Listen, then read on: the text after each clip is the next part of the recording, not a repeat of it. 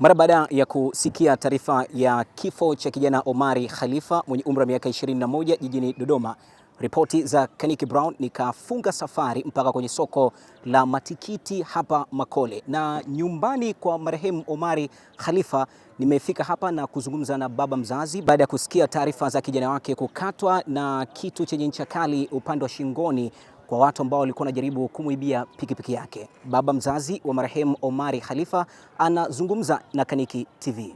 Na mimi naitwa Khalifa Afa Sambo.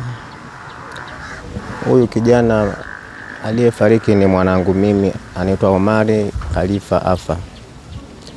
Kijana huyu kwa sababu mimi ni mzazi wake, maisha yake na jinsi nilivyomlea, malezi nimemlea vizuri sana, kwa sababu sijaona kama ana matendo mabaya kiasi kwamba watu waje wamzuru kwa namna fulani, labda anaweza. Alafu si mtu mwenyewe sio mchokozi, sio wa kupishana na watu kwa maneno sana.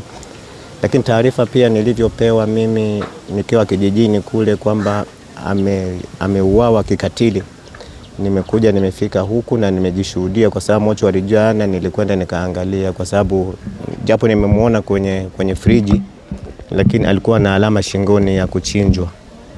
Basi